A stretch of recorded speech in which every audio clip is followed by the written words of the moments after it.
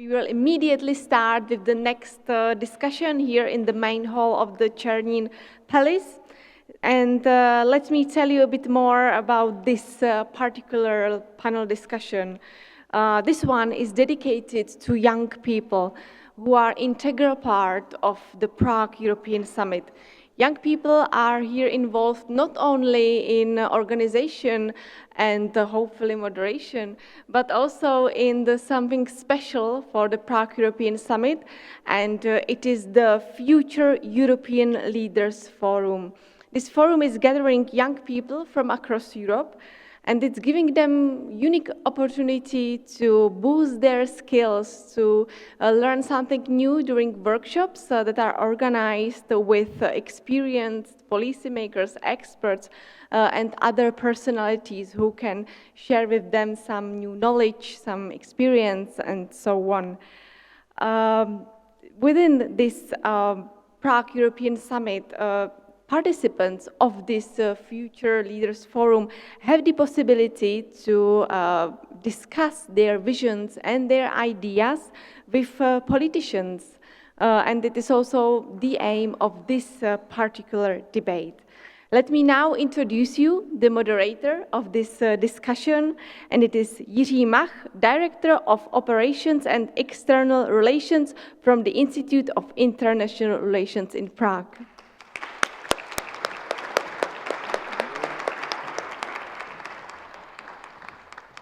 And I would like to ask Jiří to tell us something more about the Future European Leaders Forum and also about the speakers of this panel debate. Thank you. Thank you, Aneta. My pleasure to be here with all of you. Thank you for this opportunity. The first fun fact is that Aneta is our 12th alumni, so thank you very much. And yes, you're right, the young leaders are moderating, at least at this instance, so thank you. The goal of FELF is to connect, empower, and to learn new skills. And I hope we have been successful through our this year's program. We have had 10 participants working on their policy proposals, which you can, their end forms, see in this hallway right here in the form of policy posters. So if you're interested in what they have to say, please feel free to check them out. And I'm happy to say this is already a fifth installment of the Future European Leaders Forum, for which I'm very happy that is part of the Prague European Summit. And we can bring young and inspiring individuals here and teach them new skills and listen to their ideas, which is exactly what we are going to do. So without further ado, I would like to invite our representatives of the groups that they have been working with. I would like to invite Clara, Quentin, and Vachtank, yes, to the stage, please.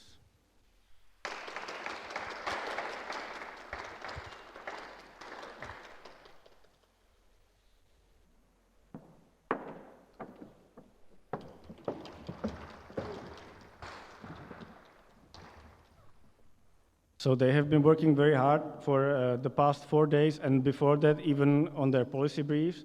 And what we are going to do is we're going to give you a very short presentation, but it won't be complete with our guest of honor.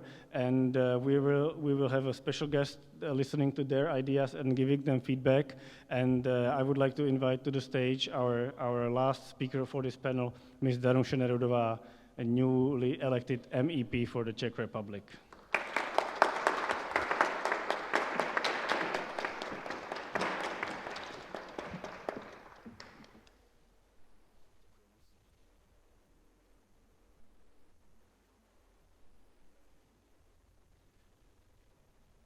I think I don't have to introduce Ms. Nerudová too much, but I would like to say that she's a currently newly elected MEP for the Czech Republic. Congratulations. Also a former rector of the Mendel University and a presidential candidate in the last presidential elections here in the Czech Republic.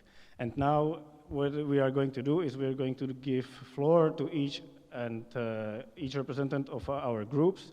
They're going to give their very brief elevator pitch that we have been preparing for, and we're going to hear feedback from Ms. Nerudová, which I'm very grateful for. Thank you so much. And if we could please start, Quentin, it's your cue.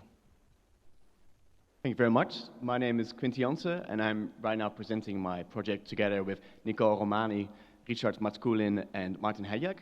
And we're going to be talking about specifically how can we deal with the new geopolitical reality with the European Union itself. And maybe it's because I'm Dutch, but the way the European Union functions is, to me, like a bicycle. And all 27 member states are the drivers, having their hands on the steering wheel and using their 2 feet to push the pedals forward on the way to progress.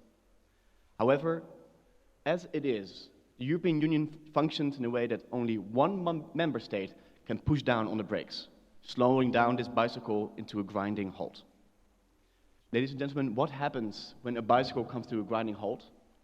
It falls down alongside its member states.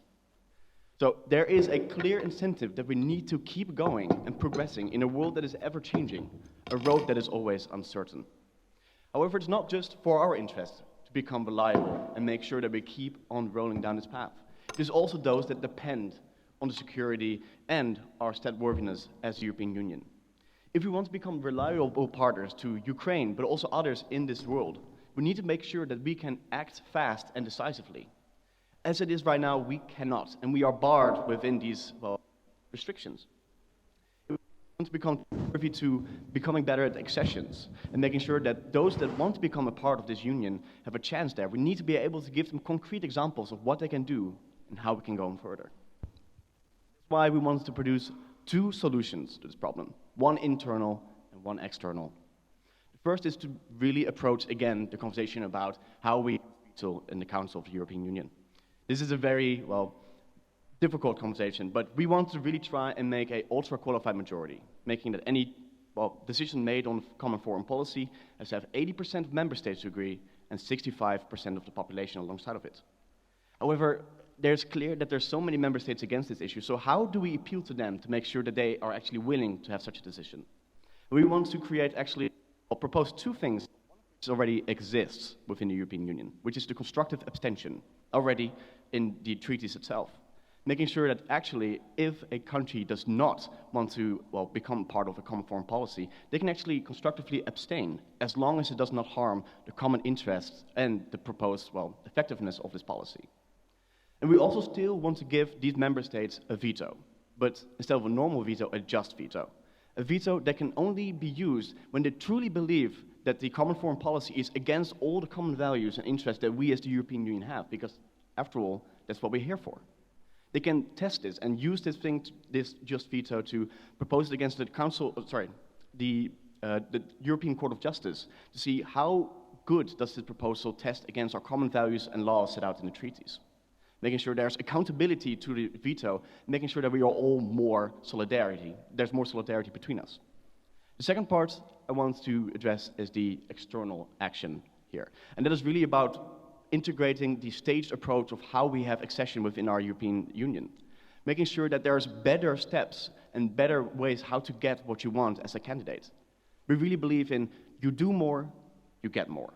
Making that if you start making a credible process, you need to be able to become observer states to some of the institutions, to share knowledge. The civil society needs to be way better integrated with already existing institutions that we already have within our European Union. We also want to create a 25th committee in the European Parliament, which I'm glad there is an MEP here, that is exactly about European expansion, to make sure what are the problems that we are on this matter and how can we actually see through the Parliament what we can do about it. And these things are important because right now we also see that a lot of candidates have a chance of backsliding. And we need to make sure that once these candidate member states get something, they also, if they start to decrease their amounts of cooperation and willingness, we actually make sure that they also get less of these bonuses, making sure you can climb up the ladder and climb down.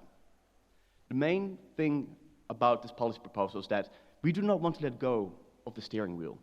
No, but we want to have better control of where it's headed, and that it is not just one single member state's bike, it's all of ours. So with this proposal, we would really like to say as young people here that we have to keep rolling down this road, because only then can we move forward. Thank you.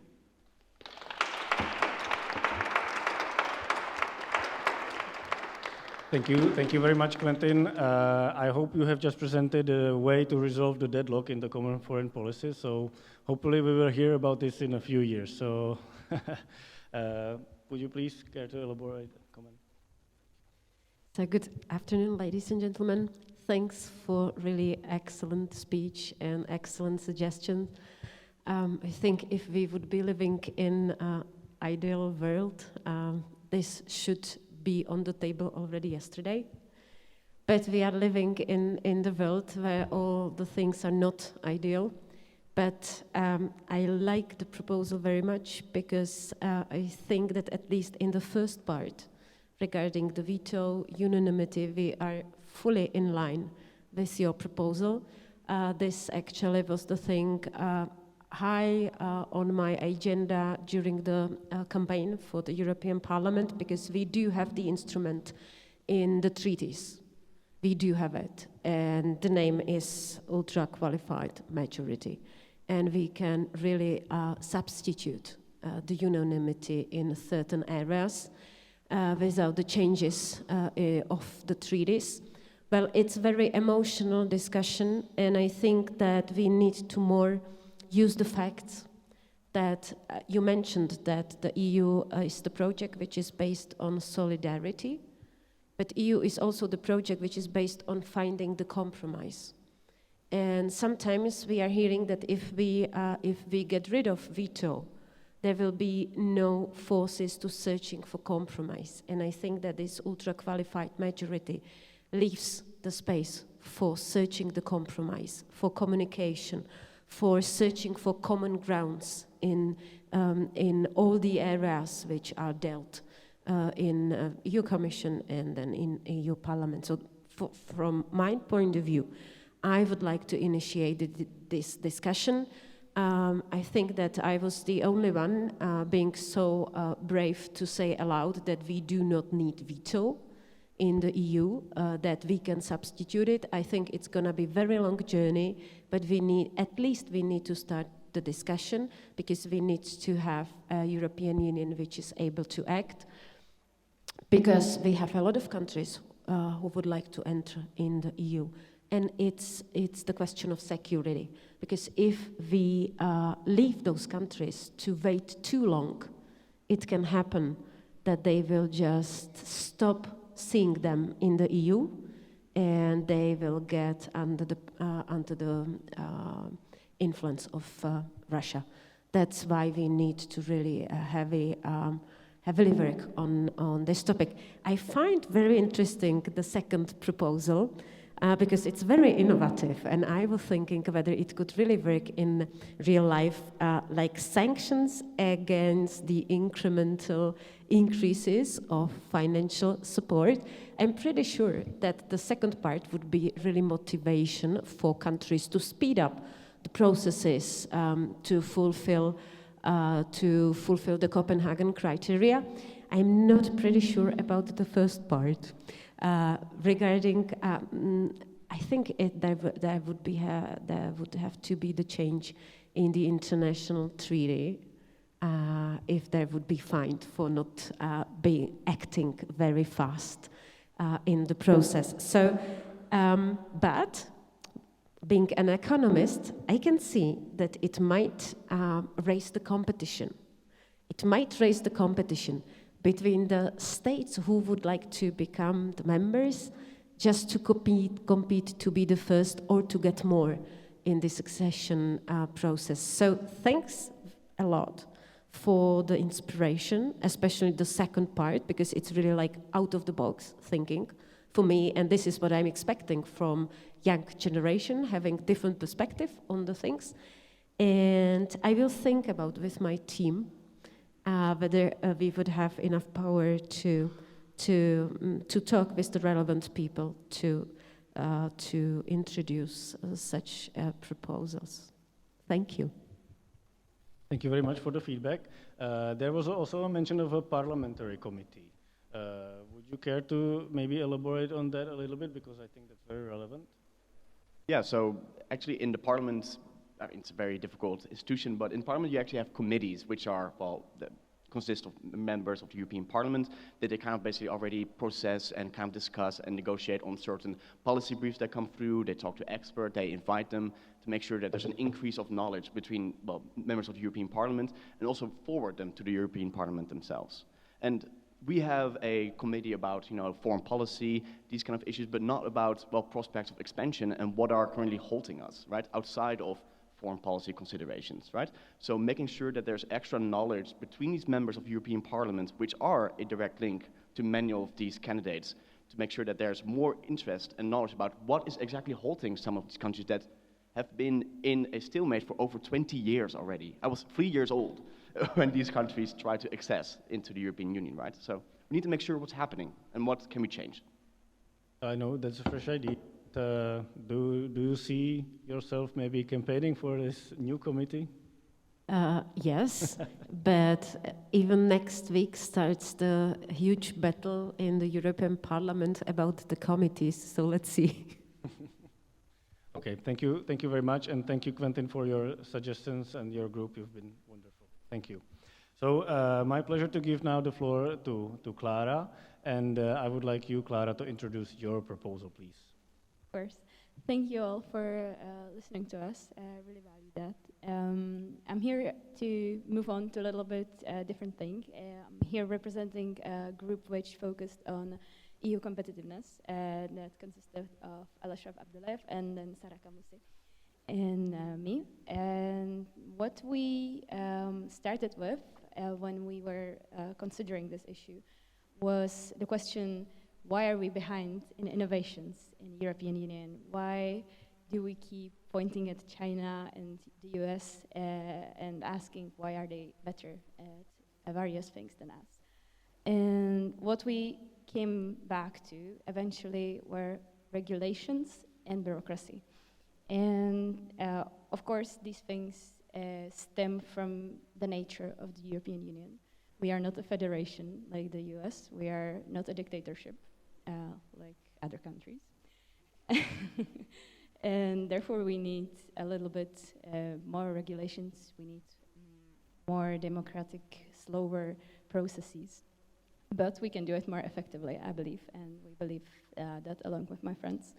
And what creates the problem as well is that we start a regulation, we prepare a regulation, but then it needs to be put into the national bureaucracies, and we have 27 member states, therefore 27 bureaucracies, and 27 different processes how these regulations are being implemented.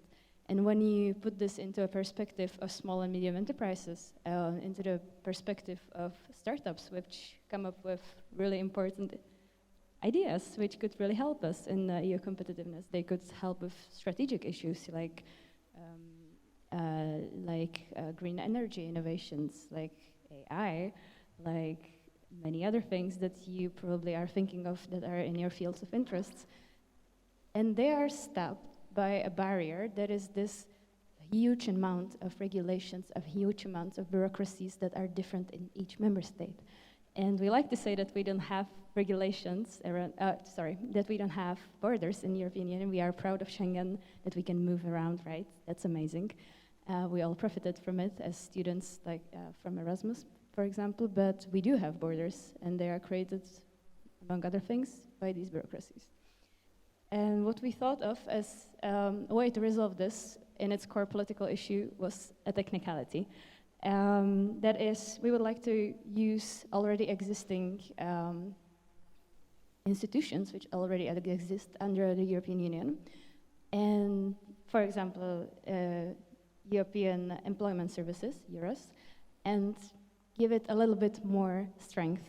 Make it not the crossroad, but the final destination for small and medium enterprises. That means that we'd like to create a centralized knowledge base where member states could put a sort of cookbook for specific processes that companies would like to do in other states, that is expand, that is hire employees that are highly qualified but are not in the original member state.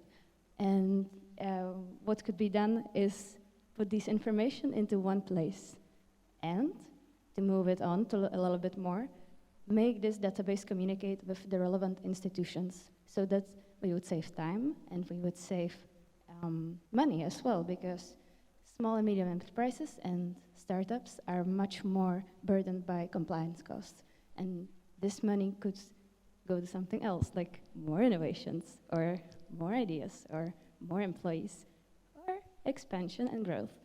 And this is a burden which is not costly that much for a body like European Union. And I believe that the EU could take this burden upon itself.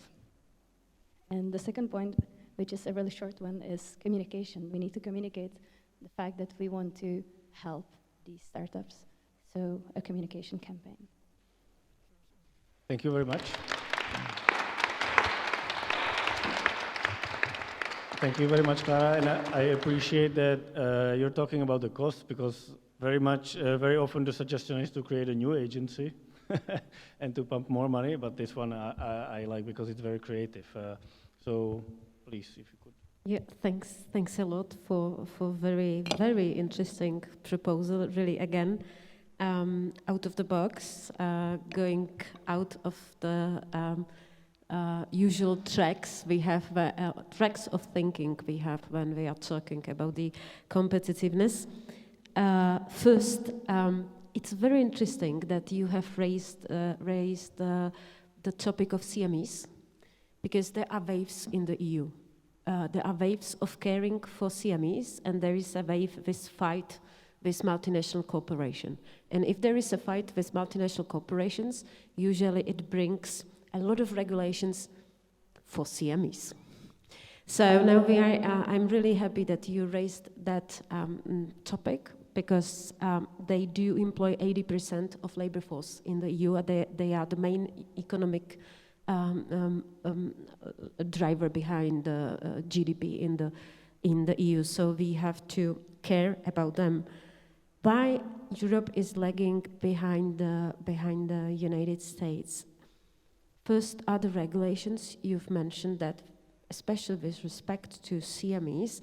So during the discussions in the campaigns, we have been all talking about, and I think Věra Jourová has been talking about this in autumn, that we need to decrease the regulations. Like if there's gonna be one new one, two, we should get rid of two old ones.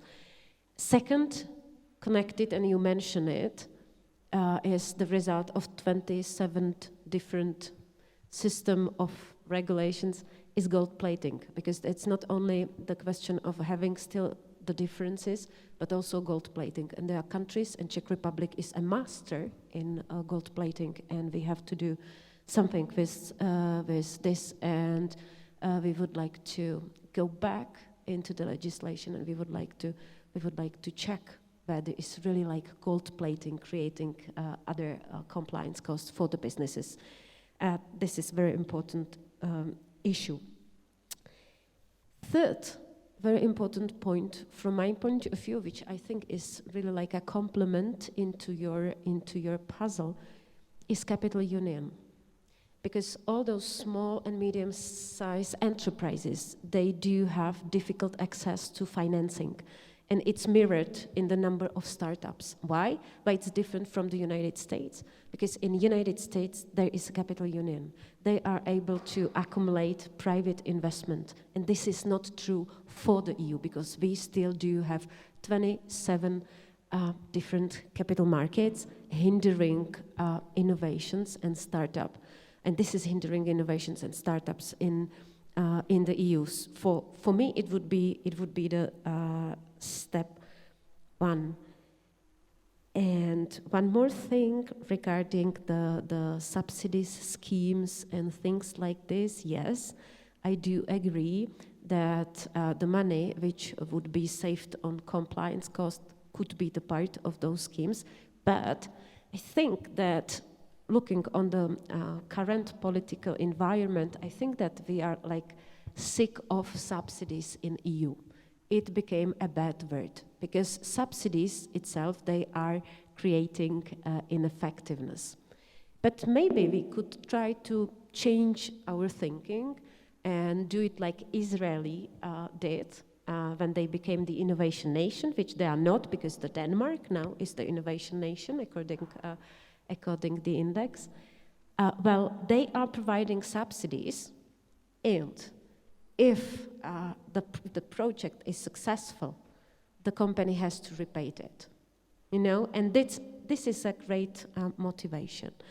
If it's unsuccessful, like 80% of startups, they just end up, it's ground. But if, and they have a lot of unicorns, if they do succeed, they have to repay the money, which I think it's very good, and we maybe could change the way of thinking about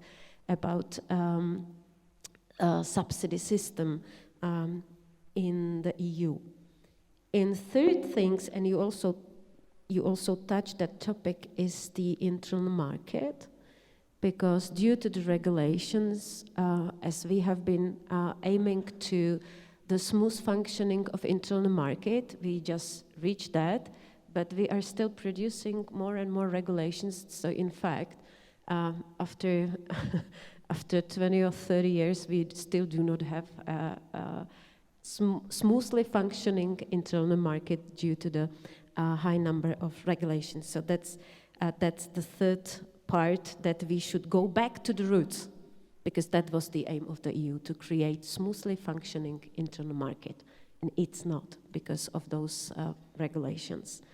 So thank you very much. I got a lot of notes about the way of thinking of young generation in this topic. Thank you.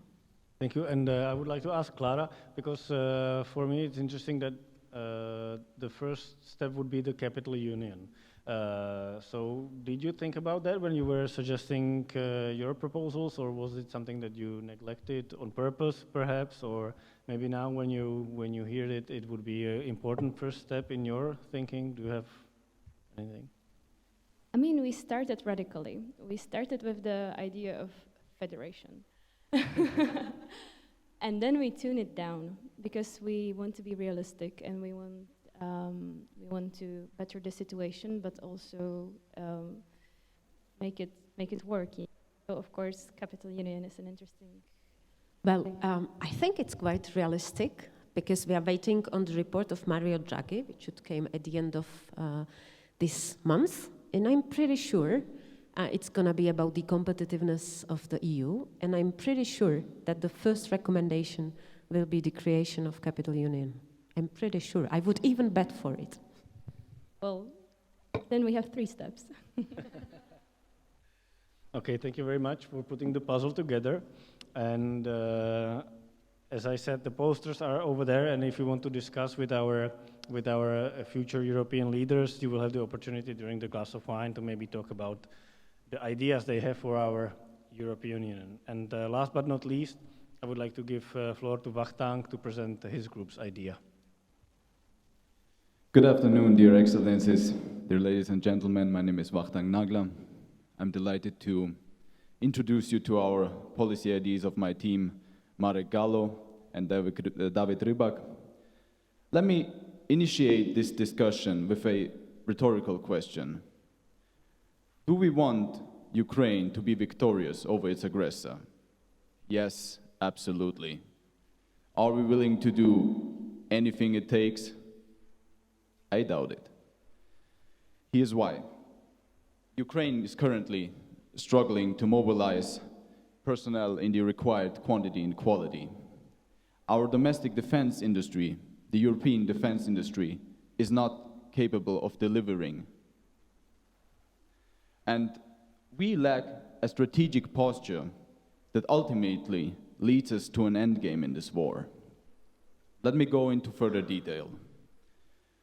We know and we are aware of the fact that Ukrainian soldiers, formerly civilians that have been mobilized, are sent into combat after a very short period of time of training.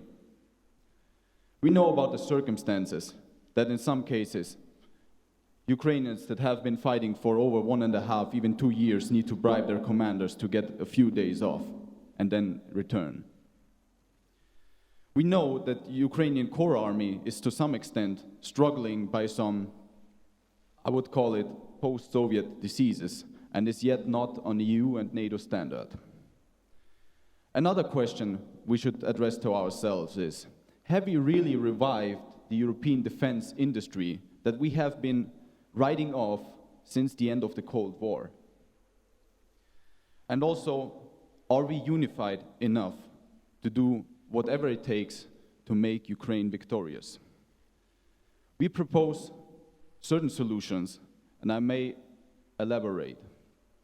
France is taking a great lead in proposing training to Ukrainian soldiers on the ground.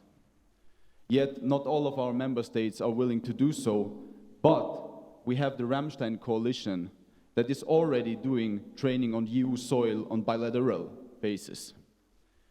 We need to move further on to scale bilateral initiatives to a whole mechanism that helps Ukrainians to be trained properly and also relieve their infrastructure to be able to fight systemic errors. It is our responsibility that people who protect Ukraine, their homeland, but also our EU interests, to not let them die. Sorry for being so straightforward. When it comes to the mechanism, there should be certain guarantees. Ukraine needs guarantees from our side that these people are being able to do what they are supposed to do. Also, Ukraine has some homework to do, and we should not shy away from constructively practicing criticism. To come back to our defense industries, same as the green industries, are an industrial prospect. We should not underestimate it. We should not write off defense spendings saying it contributes to war. It should contribute to our protection. First and foremost, it's not only about supplying Ukraine, it's also about making ourselves capable of defending ourselves. We should not allow a country, an autocratic country such as the Russian Federation, with a one-dimensional economy, to win in the arms race with a strong democratic European Union. So we need to put more effort and also consider ways how we can finance it. I may mention here frozen Russian funds. There must be a mechanism found that allows a strengthening of this sector on the expense of the aggressor. Sorry. And also, last but not least, we need to consider our strategic posture. We need a central consensus, and I see potential in the future European Defense Commissioner to be able to be a central person in that process. We need to communicate internally as well as externally. We need to make clear that it is not worth messing with the European Union. Aggressors and aggressive states such as the Russian Federation need to understand. And this will, in the long term, in the long run, secure our own protection. And ultimately, we need to do whatever it takes to make Ukraine victorious over the aggressor. Thank you.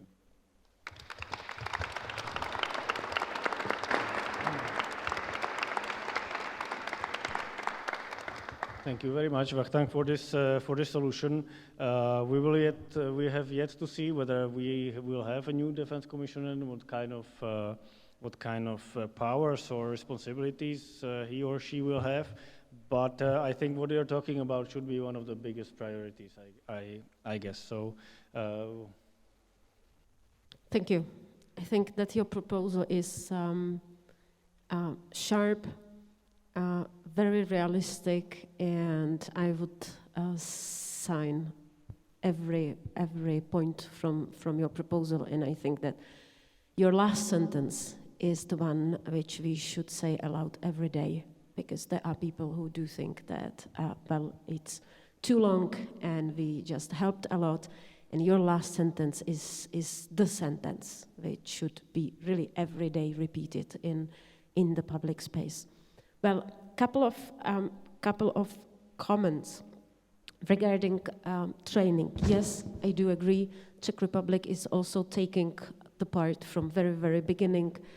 We have the camp where the soldiers are trained, and it's essential to continue in this activity, and it's essential to provide the support.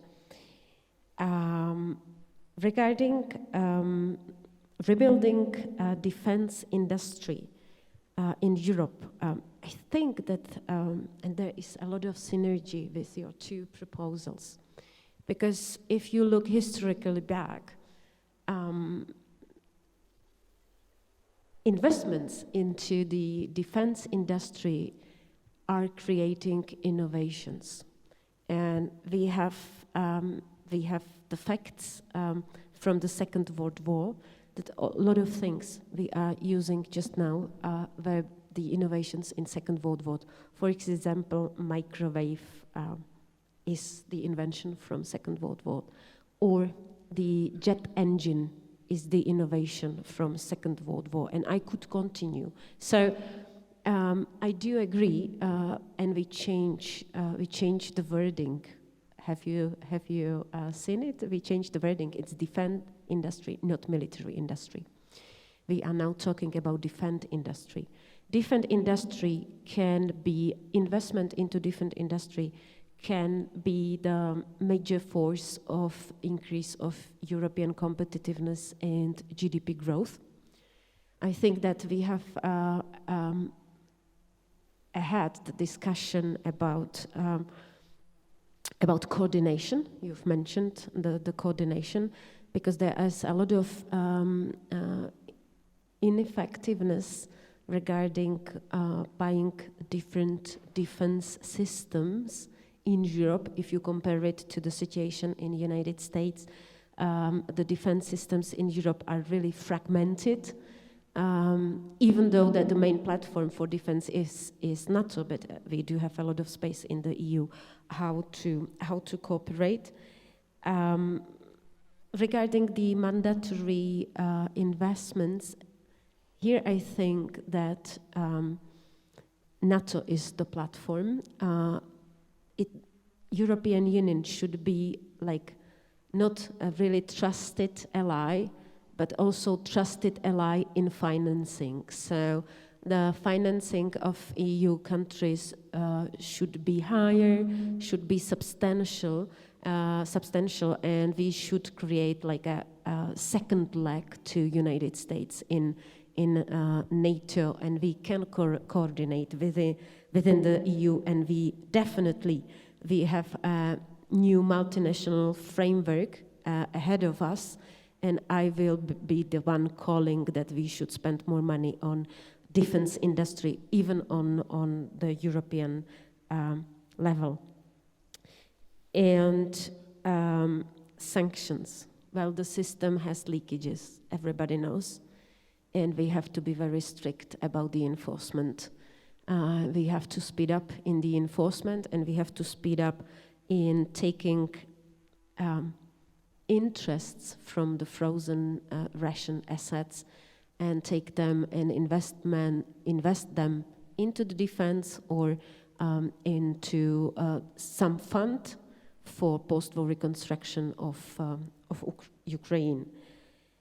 And very important thing is your very last point regarding that not only we should support Ukraine with training weapons, but we should also create the environment for the peace talks. And this is happening at the moment, I think, in Switzerland. So I do agree to very, very last point of your proposal, and I hope that European Union will be efficient and will be willing to help more and will help Ukraine to on their way to the victory. Because if Ukraine will win, Europe will win. If Ukraine will lose, we are losing all. We are losing all. Thank you. Thank you very much for this response. I just might add that I think the training I think is very, very important, because it also shows resolution, but it also shows that we care about the lives of the people that are actually taking part in the fighting. So that has to come along, and there's a big talk about the money coming in, and the defense industry and everything obviously costs a lot of money, but as everybody knows that it will be much cheaper now than in the future to push back Russia. So with that, we have exhausted our policy proposals, and I would like to once again thank you all for presenting and for all your work that you have done in the past few days. And since we have the representatives of the young generation here, and Ms. Nerudova's one of the topics which she's engaged in is youth engagement and empowerment, I would like to talk a bit about this now. And this is one of the platforms that maybe the young policy experts can think about and what would be the best suggestions. But also maybe if we have a very brief discussion about your plans for engagement with the youth, maybe I could start with give the floor to you, and then maybe we can ask the young generation of what they think about their engagement. Okay, thanks a lot for giving me the floor. Regarding the young generation, I think it's quite obvious that we have the problem because there are not enough young people in the EU, in the parliament, but also in the institutions. So for the every second person in EU institution is older than 50 years.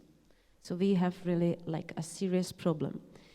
I think that we should come up with the reform how to make to work for EU institutions more attractive for young people, to get them on board. I think it's not a secret that the system of hiring people is based on the system introduced in France after Second World War. Now we have 21st century, and I think that we should seriously start to discuss to change the rules for hiring people into the EU institution. That's the first thing. Second, and it was mentioned by Ursula von der Leyen in her speech in European Parliament, and I think it was really like first 5 minutes was devoted to young generation and the role of the young generation, that they should be able to take part in shaping their future, which currently is not happening. Therefore, in the next period, there should be more involvement of young generation. For me, the concrete things. First, as I spoke with many young people, we have a deficit in the system in Erasmus+, because if the students, they are just finishing high school, not entering the university, majority of them do not have a possibility to go to different country. And I think for the European Union, extremely important that even this generation and these people who are not studying on universities, they do have the experience, the cultural experience from living in different countries. So we would suggest that in next multinational financial framework, there should be more money for the Erasmus Plus for high school students. Second, if there are impact assessments for the legal things produced by EU Commission, there is no perspective of young generation. And I have been speaking about that with respective people. Next week I'm going to speak with the commissioner, with Dubravka. She's responsible for young people and young generation in the EU Commission. And I would like to suggest that there would be EU Commission, Youth EU Commission, composed from young leaders till 30 years of age, giving the perspective of young generation on all the things which are created in EU Commission to become the part of impact assessments which are produced when there is a new regulation or directive. So those are the concrete steps which I would like to bring on the table because I think we need them. And one more, but it's more or less the question of domestic policies. and it's the right to vote from the 16. There are countries having voting right from 16 to EU Parliament, and this was one point in our campaign that we would like to introduce this also in the Czech Republic. I'm not sure whether this can be approved on EU level. I think that not, but we at least start to discuss it in the Czech Republic that we would decrease this on 16, because that's the higher involvement in EU politics, in the topics, and this is how to bring the young generation closer to the EU and closer to politics in general. Thank you very much, and I'm really happy that we got a fourth policy proposal here on this stage. And maybe if you would like to play a little role reversal, I would like to ask you for your suggestions and your comments on this policy and in youth engagement in general. Yeah, well, first of all, I want to thank, these are some great initiatives, especially the first and the second. I think, making us pretend like we do something, like, for example, these conferences where we get to talk to people that are relevant, right, that we can learn from and look for possible ways like, oh, I want to do this thing, right? And I think something that's really paralyzing for a lot of students in university, but especially also students outside of university, is that they don't get a clear idea after university what they want to do, right? And a lot of curriculars are not really preparing you to, well, aspire to a certain job or a vocation, which is why these extracurricular activities are so important, like this Youth European Commission, or indeed giving us a space here to just talk to you, everybody here, to discuss what we think, and hopefully afterwards have a conversation about perhaps if you agree or disagree, or how we can see each other in the middle. So engagement through extracurricular activities and just invite people, young people, I think that's really will go a long way. So just do more of what already is there. So we have a first participant for the Youth Commission here, I hope. Clara, please. I'm generally a very optimistic person, but when I feel the need, I am also very critical, and I appreciate the many initiatives that already exist, like this one, but I also see many problems. And when we start to talk about it now, I thought of two. Many of these initiatives are very elitist. There are no equal opportunities. When, for example, I had the chance to go on Erasmus to Paris. With the money that I was allowed for that, I would not be able to go. Therefore, my colleagues, who I believe some of them are much more talented there than I am, they couldn't go, even with the help from the European Union. And that's a big thing, a separate thing, Erasmus, but it also applies to events like these. And the second thing is that you cannot, when you're missing a leg, you cannot fix it just with a bandage. You need a prosthetic, or you need something more that will help you. And when we're thinking about allowing people to vote from 16, I think we very first need to invest in educational systems to revise them a little bit. That is a giant problem in Czech Republic. I don't know about the cases in your countries, but it is a giant problem in Czech Republic. There are no places in big cities for talented young people. And why would you give a voting right to a 16-year-old person who doesn't care because he couldn't go to he didn't get the education. He's not interested in politics. We need to fix the system problem and then do these little nice things like voting from 16-year-olds.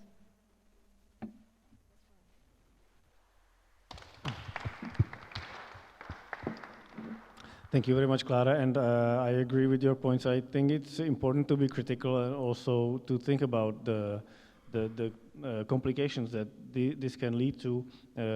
We can see that the younger generation does not automatically vote as we would expect them all the time, let's say. So also, I think education in politics in general is very important if we are talking about the lowering of the age. And with the elitism, I totally agree. We should we should be thinking about ways how to make these programs more approachable and how to bring people not only from the capitals, but also from other places. Thank you. It might seem like this will be a very costly thing to help to be more equal, but I think we can focus on local activities, you know, like local initiatives that don't require a giant venue like this one. It's not a big thing to focus on. That's all. Thanks for that comment. I'm really very happy that even the young generation is perceiving that the quality of education they are receiving at the moment is not facing the reality of 21st century, because this is what I'm talking all about. Well, we would like to have a higher value added in economics in the EU, lagging behind the US. However, we are not able to educate according to 21st century rules. And there is an initiative on EU level, and it's the name is in the Association of Entrepreneurship. And in fact, they would like to introduce the set of competencies, which are called entrepreneurial competencies, into the education system. And those competencies are the competencies like critical thinking, like ability to bear the risk, searching for different solutions, working in a groups, education to leadership, and so on. Just the competencies you are definitely not getting when you are going through the education system. And those competencies are really crucial, for one thing, for building up the resilient society. And this is what we should aim for, resilient society. And it's very much also connected with the hybrid war of Russia and China. In Europe, we need to have resilient society, not to be under influence of disinformation and all the other things. So I am aware of this. It's very much the question of the Czech Republic, and it's very much the question of the fact that we are not to work with talents, as you also mentioned, and we have to heavily work on it just to give the education which would prepare our kids for 21st century. Because we don't know how the world in 20 years will look like. But we are sure that if we equip the young generation with those competencies, they will succeed better in this world in 20 years. So it's really a must, the change of education system. Thank you, a lot of inspiring thoughts. I would just like to add maybe resilient and just societies, that is very important as well. So we develop our new generations in just and socially equal, let's say, environments. And Vachtank, please, you have not spoken yet, so please go ahead. Okay, thank you very much for the platform. It is a great pleasure, and there have been so many valuable ideas already mentioned. I won't repeat, but let me elaborate from the perspective of an Austrian. Well, everybody is more or less aware about the recent EU election results in Austria. We also have statistics for people under 30. I won't go into detail about that. But I may ask you a question. What makes us being here? I guess it's that being European is cool, right? But there's a problem. There's a lot of people who disagree, and we need to address all the benefits young people have in terms of their qualification, in acquisition of professional skills, and a lot more. We need to address this to them who are not here and who are particularly not willing to listen to us right now. We need to reach out to a broad spectrum of different and diverse people, and this is going to be key to promote our common values, to promote our programs, and to build a sustainable future. I allow myself to not completely agree with you when it comes to getting ready for the 21st century. If we build policies for the future, we should already look forward towards the 22nd to the 20. Yes, absolutely, to the 22nd century. So it's no offense. No, I just obviously. wanted to make a comment that I was mentioning 21st century because at the moment we are educating for the past.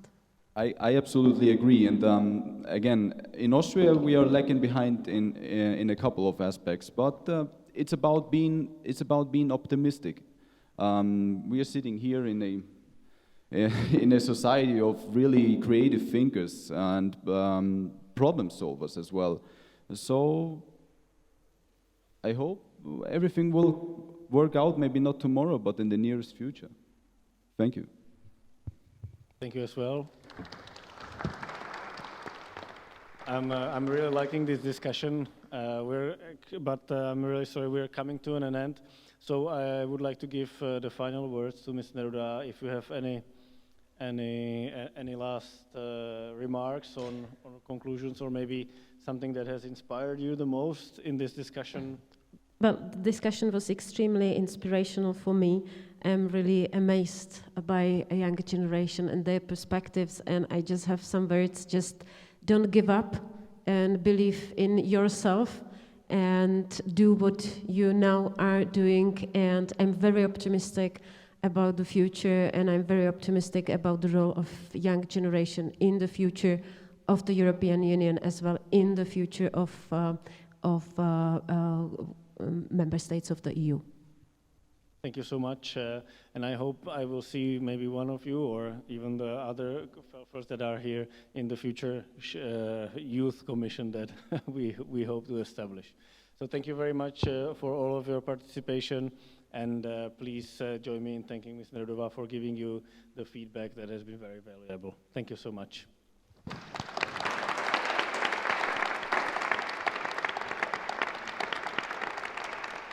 And also thank you for listening to us, and I hope we've been inspiring you as well to empower the youth as is the goal of the future European Leaders Forum. Thank you so much, and we will see you in the gardens.